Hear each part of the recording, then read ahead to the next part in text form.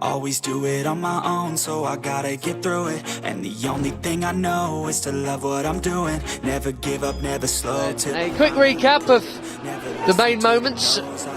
Daniel Simiu, the challenge there on Connor Carty, brought a penalty midway through the first half, and Wolves have not really caused any issues going forward, but Daniel Simiu shot on the boot of the front man, and then this happened, Jason. Let's have one more look at it. Theo Corbiani. Yeah, goalkeeper, he's not committed.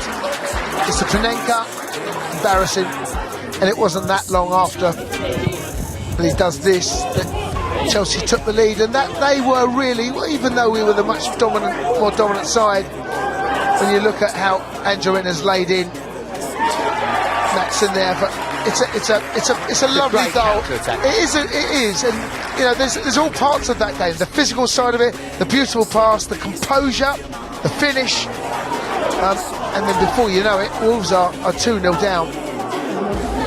With excellent play from Livramento, then Broja, and then the start of a very good night from Marcel Lewis in the middle. Yeah, Lewis gets the first of his goals. Again, there's Wolves being exposed for that.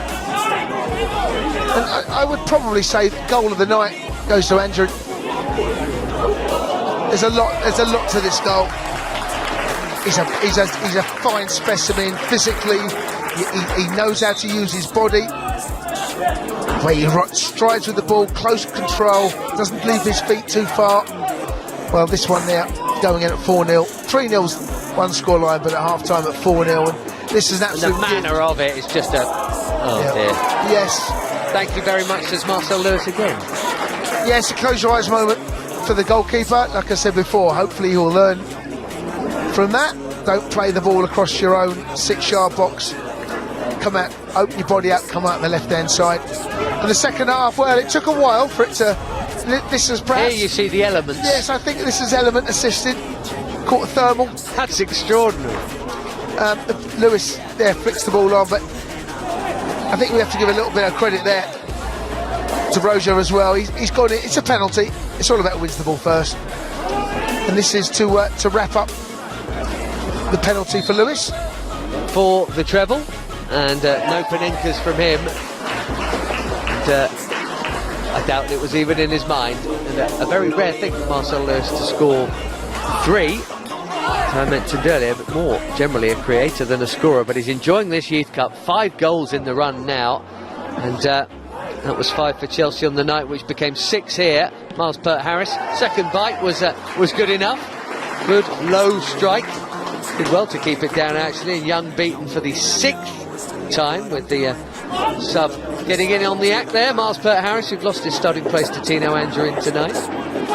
And then another breakaway brought to a halt momentarily as Broja was taken out, but Peart-Harris, having scored one, was calm and unselfish here. He had 2 options to his left. Xavier Simons, the unlikely finisher, with the 7th goal in what really turned into a right old romp for the boys in blue. So a treble for that young man there, Marcel Lewis. After 2 against Bradford in the last round. For his next trick, well, maybe he'll get 4 and Chelsea will get 8 against Millwall. And that is the last 8 tie for Wolverhampton Wanderers, who at times were their own worst enemies. They were dismantled towards the end of both halves by the mean big bully boys in blue. Marcel Lewis got a hat-trick. Angerin, substitute Peart-Harris. Xavier Simons with the 7th. Ian Martin started it all after Wolves missed a penalty, which would have seen them in front. I'm not sure how long for, though. Chelsea, the 9-time winners of the Youth Cup, are into the last 8 again. And you wouldn't want to face them, would you? Marcel's got his match ball, and Millwall at home is the next tie. George Dunn wants it, but he didn't get on the field. He'll have to give it back. Chelsea winners and then some in round 5 of the FA Youth Cup. They have absolutely walloped Wolverhampton Wanderers by 7-0. SEVEN.